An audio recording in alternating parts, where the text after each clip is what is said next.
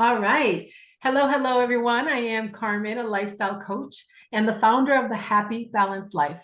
I help high performing professionals and especially driven females to create balance and wellness harmony that they need to thrive and not just to survive. I'm here to help you achieve your life goals, whatever those may be, and give you information to improve your lifestyle. Today, I have the pleasure of having with me Hector from Heal with Hector, and he's here to talk about men's health. Hector's been on before, but he's come a very long way since last time we spoke, and I really wanted him to share his personal experiences with you. Hector has personal experience in breaking through chronic illness and really establishing a sustainable lifestyle for himself to achieve optimal health. So, welcome, Hector. Glad to have you back on here today. Let's get right into it, right? I have so many questions for you. Let's get right into it and talk about what does health and wellness really mean to you personally? Oh, sure thing. And I'm happy to be back. Thank you for having me. I'm excited to share all the new developments in my health and wellness. And so, yeah, as far as health and wellness, for me, you know, of course, it means prioritizing your physical and mental health on a daily basis. But for me, it goes a little more deeper based on my experience in the healthcare system. And ultimately, it's just freedom. It's freedom from being tied to the system that was treating the symptoms for so long, but not addressing the root cause. And it's breaking free out of this system where I was seeing doctors regularly every month and taking hundreds of pills and getting my blood drawn once or twice a month and going to CVS once or twice a month. It's like my life literally revolved around the healthcare system, and it really was no way to live. So now, health and wellness is being free from all of that and from the fear that comes with it, because when you're going to the hospital all the time, the doctors sometimes they tell you things you don't want to hear, and now you're living in fear and you're worried. And I'm just so happy to be, I still see my doctors on occasion for routine visits, and I still take Coumadin for blood thinner. We can talk more about that later, but ultimately it's freedom and feeling healthy in my body, feeling like I'm thriving and I have full control of my health, and it's a lifestyle now, and I've really embraced it. Yeah, I love that freedom word, right? I wish more people would want to get to freedom stage, right? Where we live in a society, especially in like America, where we'd rather take a pill than do the work, right? And we just trust everything that the doctors say. And hey, I have nothing against the medical profession. It's needed for certain things. But I agree with you on what you said. Let's get to the bottom of this and not just keep, giving different medication for different things without wanting to come with a final solution, right? So that's a big deal. Hector, can you tell the viewers what your situation is? Because I think if they haven't seen your past video, they don't really know what you were treating.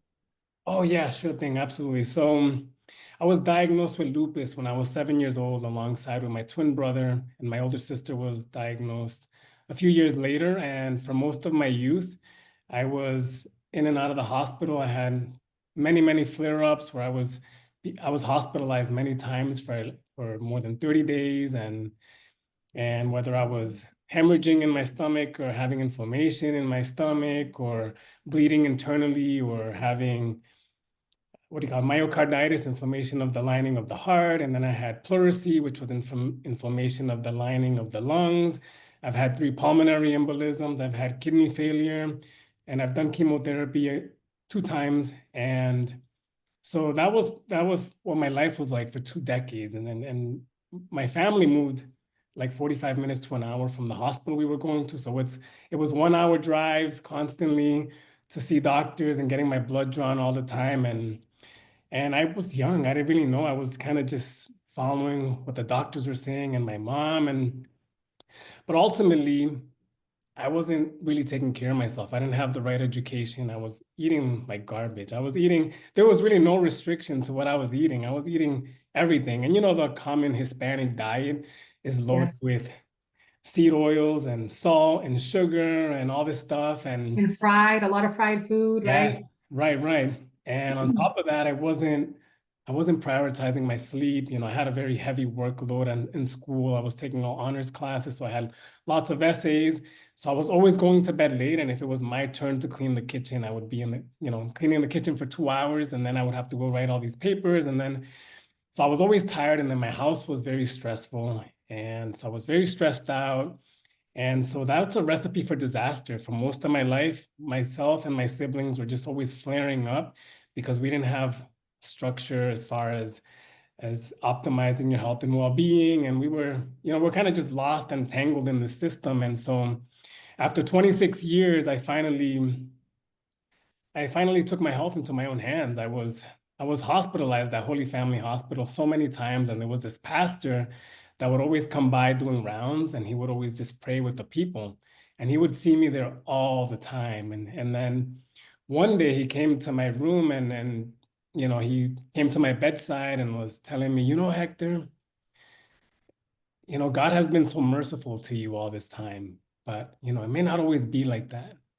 And I remember that moment, it just shocked me. And, I went into this real deep state of reflection. And I came to realize that I was playing a role in my health and in this poor condition I was in. And I knew I wasn't stupid. I could recognize the patterns. Whenever my siblings and I were eating like crap, stressed out and not sleeping well, we were always getting stressed out. And in that moment, I knew, I'm like, you know what? I have to be better. I gotta stop eating those Reese's peanut butter cups. Those are one of my favorite. And Those damn Reese's peanut butter cups. yeah. And in that moment, I knew, I got to start making sacrifices because I've had big dreams since I was a kid. I've always wanted to do big things in life, and I knew I had to start taking extreme ownership and accountability for myself. And from there spawned a journey of health and well-being where I just started little by little making changes in my life. I stopped eating dairy because I was lactose intolerant, but I still kept eating cheese and ice cream. And, I just kept refining over the years. I started to learn how to manage my stress. I started prioritizing my sleep. And it's been more than 7 years, and I'm completely healed of lupus. I am not taking any pills except the Coumadin for the blood thinner, and I'm feeling great and I'm thriving. And so that's the journey in a nutshell. I love it. So I love a few things that you said. First of all, thanks for sharing that testimony about the pastor and how like that sort of gave you a reflection moment. But basically what you did was you owned it. Like that's all it boils down to, right? And I like that you said that it was a process in the sense that like it's not like one day you woke up and you changed everything, right? You've been tweaking things over the years and you've made it so that it works for you. And I like to talk to, clients about this that it's a process. And I think I've mentioned this to you before. I call it Monday madness, where people are like, I'm gonna change. And then Monday they go to work and they have a salad and some almonds and an apple and their water and they go into the gym, right? And by Wednesday, they forgot their lunch and they only got half an hour. And if they were lucky, and by Friday, they're like, I'll start again on Monday, right? Right. And so it's really because they're not trying to make lifestyle changes, they're doing too much at once. And that's overwhelming, right? So like who can do all of these changes? But the fact that you did it slowly and that you saw improvement, that's the way it really should be done, right? Like what can you tweak now? Let's work with your sleep, and then let's work with your diet, and let's work with your movement, and one thing after the other is going to lead to success instead of overwhelming yourself. But that's fantastic. And 7 years, that's a great time frame to say like I'm healed and I feel great, and you should be proud that you guys, you at least did it for yourself. That's awesome. Thank you. God is good. And of course, as you were saying, it was trial and error, and it was frustrating. It was 2 steps forward, 1 step back. Mm. I just stuck with it, and I had faith. And so yeah, God is good. He sure is. Amen. So Hector, you and I had lunch recently and we talked about all of your projects. You Yeah. have so much going on, but I love it all. Can you tell me with trying to have a job, work on your wellness, right? And work on all these projects, how are you managing your stress? And I ask this of everybody, but I specifically want to know because men tend to not give themselves a lot of positive space here. Like when it comes to managing their stress, they just think they can put it aside. So how are you doing with that? Yeah, sure thing. A great question. And I definitely am doing too much.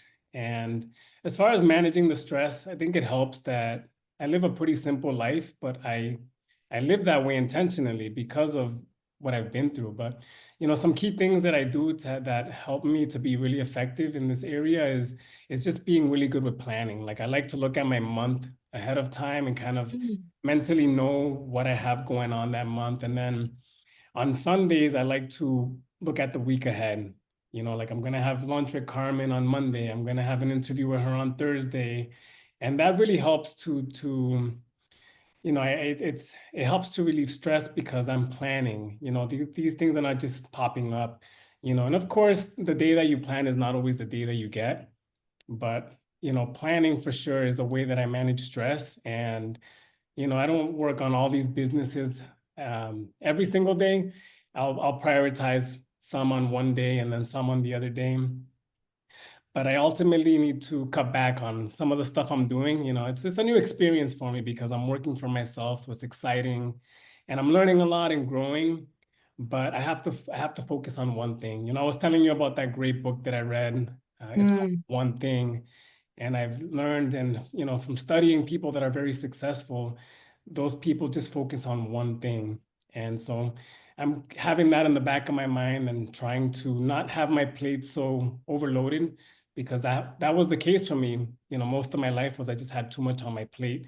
So one of the things I do now, and just to add to it, is I keep my life simple. I don't overcommit to things. I say no a lot, and I need a lot of time for myself to recharge and to focus. And I think that's key, at least for me. I don't know how it is for other men, but I need my time. Yeah, that's amazing. I mean, the fact that you've identified that you need that time for yourself and that you are able to accomplish all the things, but you're giving time for things on different, like, like you said, different days or different aspects. And I think not just for men, but everybody could take a page out of that book and say, hey, you know what? Like if I would just be more planful. And I talk about goals all the time and habit stacking and all the things that I like to teach Mhm. people.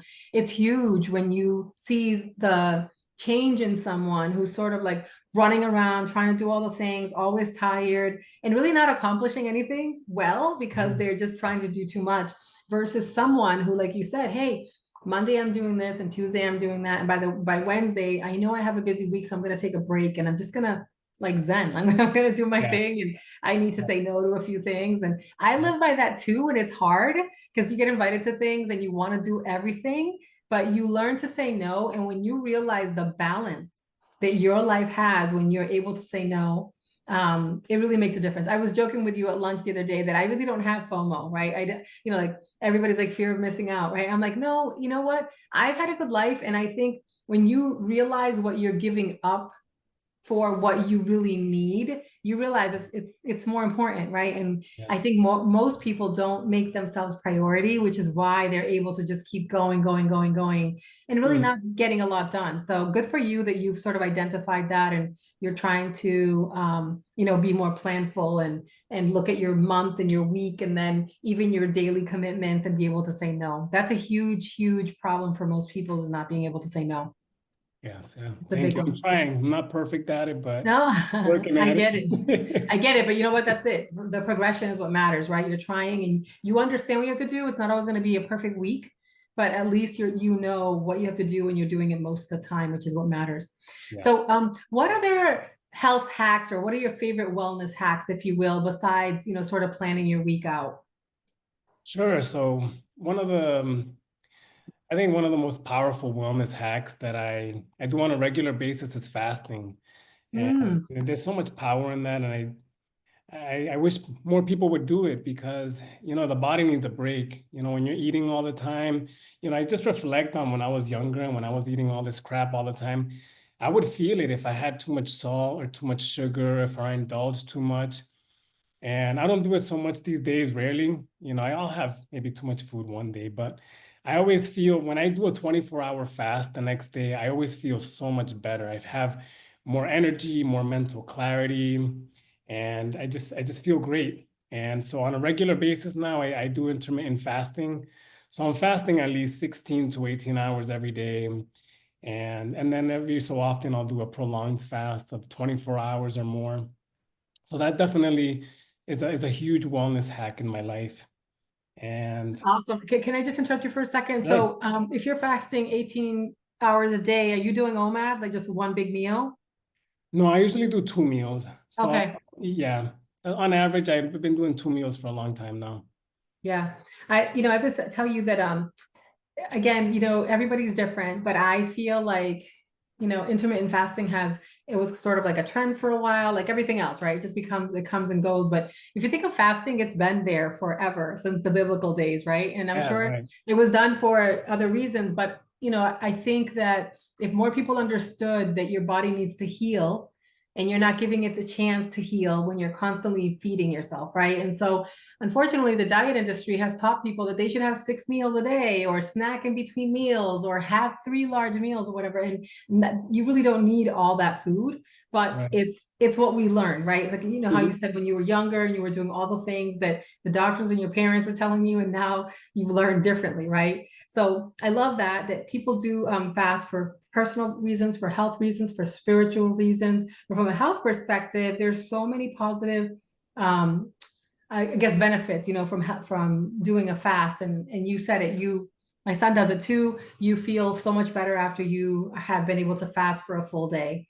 And people do it for different reasons. Some people do it, 18 hours a day, 14 hours a day. Other people do like 3-day water fast and then they reset themselves for a while longer. But if you haven't, for the viewers, for the people that are listening, if you haven't tried it, look into it to see if it's something that you think will benefit your health, because there really is a lot of information out there on the benefits of fasting and how you can reset your body, your cellular process, and all of that. The more you fast, the more, I guess, benefits you'll get out of it.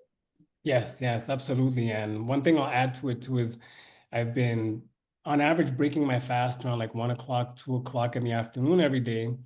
And I am so productive and mentally sharp in the morning while I'm fasting. So you're not only healing, but you're Mm. mentally sharp, you're more productive, you're able to be to think better and get through your work. And I think it's been so key for me as far as, getting ahead in my businesses and doing what I gotta do in the mornings. Yeah. Hector, tell me what inspired you to start sharing your health journey with others? Because you've been on this process, like you said, for at least 7 years, and your brother as well. And I see you online doing your workouts, sharing your food, and all that, and it's incredible. But what has inspired you more recently to be more intentional about what you're sharing with the community? Sure. I guess there's a couple of things there, having overcome everything I did, because before I used to be this pitiful person. I used to have this victim mentality. I was Oh, weak. I wanted people to feel bad for me. I felt like I was dealt this bad deck of cards and this is who I am. I'm disabled. And that's all just a mindset, really. Once you can get over that and, you start to realize your true potential, so that's really what it was for me. I was able to break through and I've been able to really improve myself health-wise and mentally. And I just want to empower other people to do the same, because we all have we all have this potential. And it's really just about, sharing information just to uplift others, empower others. I just read this great book by John C. Maxwell, The 21 Irrefutable Laws of Leadership. And one of the great things that stuck to me from this book that really resonated was, he lives to add value to other people's lives. And, and even through my coach, Todd Cahill, he's always talking about leading with purpose. And, I don't, yes, I do care about making money, but, I'm more about leading with purpose now and adding value to people's lives, because honestly, that's yes. what's more important. And so that's really my approach these days, is now just trying to help others, and I think that in the long term, that's what's going to matter more. It's the impact I have on others. That's right. I always say that the money will come. You just, especially if you help people, the word of mouth will happen and people will be excited to work with you. And that's what you're creating right now. So that's fantastic. So I know that you've changed your food over the years, but can you tell me, are there specific foods that you eat more, and why, or like, do you have a dietary regime that you're following that you feel like has really supported your process? Yeah, sure thing. And so I know you know that I was vegan for like 7 years. And so when Yes. I underwent my healing journey, I went vegan because I had done a bunch of research and went on YouTube, and I saw that a lot of the people that were healing themselves had gone plant-based. And I came across this doctor that had healed her lupus going plant-based. And it was working for me for a long time. And then just in the last year, I've been working out a lot and trying to build muscle, and I realized that I was very deficient in protein. I wasn't getting good protein on the vegan diet.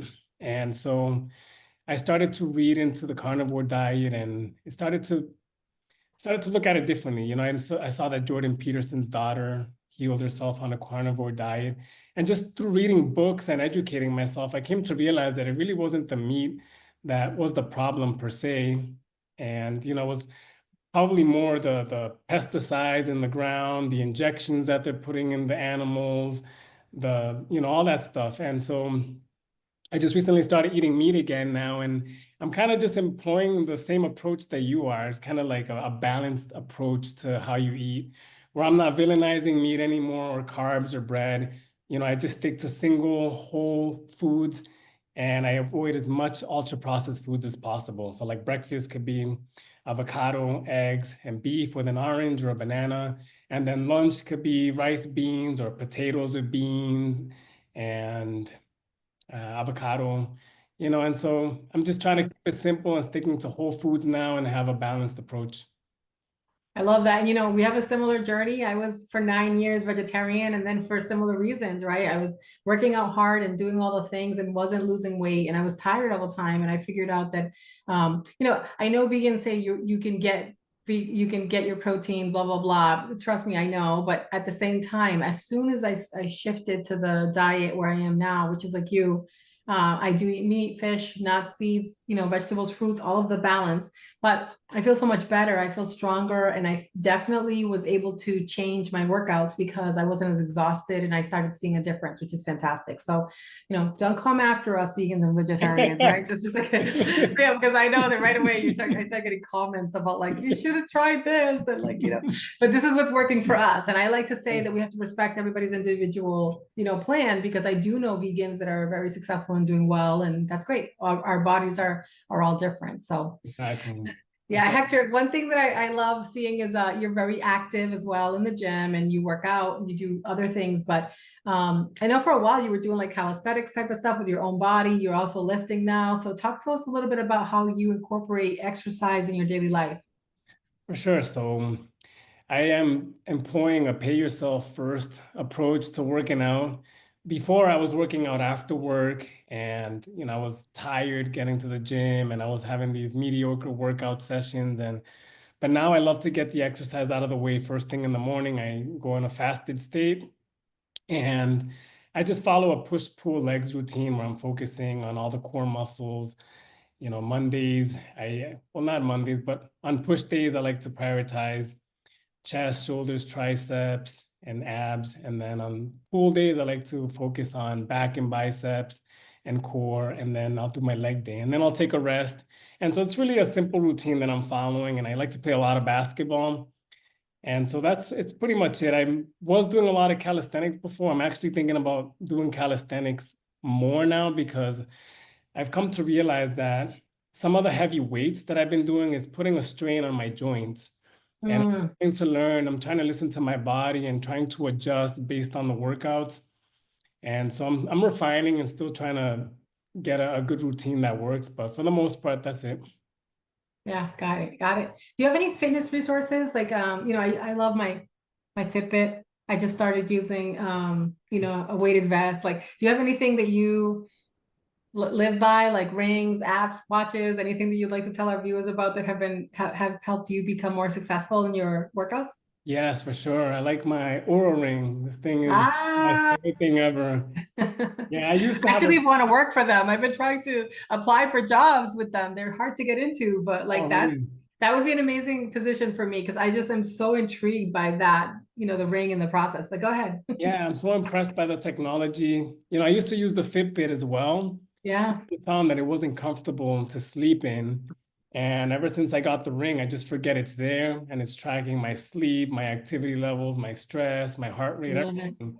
And I don't even have to think about it. And it helps to keep me accountable. I wake up every morning, and the first thing I want to do is I want to look at my sleep score. How well did I sleep? That's an Mhm. area that I really focus on hard these days, because it's an area where I've been weak for so long, is just not getting good, consistent sleep. And the Oura Ring is helping me to stay accountable, and I'm making sure that I'm not eating 2 hours before bed because Mm, will tell you it'll, whether your sleep was affected by eating too late. And so, yeah, I absolutely love this thing. I recommend it to people. It's really a game changer if you want to hold yourself accountable. I love it. I love it. So talk to us a little bit about a piece of advice that you would give men who are looking to improve their health. And, I know I feel, I don't know because I'm a female, but I feel like women tend to sort of be more supportive of each other, like always talking about do this, try that. We're very emotional beings, right? And we'll tell people exactly how we feel, right? I think men will hold things in and not maybe say, like, I feel weak or I'm tired or I don't know where to start. So, what advice would you give to men who are looking to improve their health in any way? Like, how should they start? Yeah, that's a great question. I think that first and foremost, I think men need each other. We need to support each other. And personally, for me, what has helped me grow in life is seeking out mentors or people that I admire that are going to uplift me and, people that have done already what I want to do, and I think that's very important. There's a lot of men's groups out there that help men to channel their energy appropriately, and secondly, it just starts with taking extreme ownership and accountability. Speaking from my own personal experience, I made a lot of poor choices in life, and all these choices catch up to you. Everything, Yes. you got to start by identifying the areas in your life that need improvement, and you got to take extreme ownership and start addressing those areas, whether it means distancing yourself from toxic people in your life or getting out of a relationship or and then another key thing that I also want to touch upon is how important it is for men to triumph over their vices. As men, there's a lot of vices that keep us men and stuck in these lower vibrational frequencies, whether it's porn or video games, junk food, cannabis, alcohol, partying, scrolling, chasing women, negative self-talk, late nights. And ultimately, as a man, if you want to strengthen yourself mentally, you have to start to triumph over those vices. You can't let these things have dominion over you because it's just going to keep you weak and stuck, on these lower levels. And it starts by taking those small steps and trying to conquer these things so nothing has dominion over you. And you got to get into the gym, and it's not just about getting a strong body, but you know a strong mindset and cultivating Mm, discipline, because that'll carry over into other parts of your life. And so I read this really good book called Extreme Ownership by I read it. It's good. yeah, and after reading that book, I really, really understood what it meant to have extreme ownership and accountability. And so, yeah, I would tell guys to really invest in your personal growth and and then do those things, and you'll see how your life starts to change and things will start to fall into place. Wow, Hector, that is some powerful, powerful advice because I think that you touched on so many little things there that are distracting, to men, and that they are a lot of men just think it's okay or they'll be able to overcome it at some point. They don't realize how much of their life it's overtaking. And I just love the way that you put that. So I hope, listen, if you're listening and you're a guy and you need support, this is your guy. Like, reach out to him. He's going to give you some information at the end. But I really feel like like you said, you're not perfect. I say the same thing. I'm coaching women all the time. I'm not perfect, but I figured out some things that I can support you with, right? And that's all we're trying to do is like help people who haven't gotten where we are right now, who are not seeing or identifying, like I like to say, the obstacles that are in their way, right? So when I talk to a woman about like their finances, there's background there, there's trauma, there's a reason why that's happening, right? That they don't have their finances in order. If I'm talking to them about their food, there's a reason, there's like a background, or there's a reason why, even though they know what they have to do, they're not doing it. So it's really about identifying what the obstacles are. And you literally just listed out a ton of them, for men that they can literally remove and use that time and energy and just for something more positive and getting to the gym and taking care of themselves and prioritizing themselves over those other things. Easier said than done, right? But that's why Yes. we coach, that's why we support Right. people, because sometimes it's hard to do it on your own. So I appreciate that. Hector, we're wrapping up almost, but what is the most proud moment, if you will, or proud, proud in terms of your health and wellness that you can share with us? Something that really makes you um, proud of your success, I guess. Sure. I would say probably what we were talking about earlier is this, how I was able to break free from this system that had me, as a prisoner. Well, maybe that's a little dramatic. I had a chokehold on you. But I had a lot of good doctors along the way, people that really cared. It's not really, it's Cool. more about the education system, the medical education system, but it was more just breaking free and realizing my true potential and how that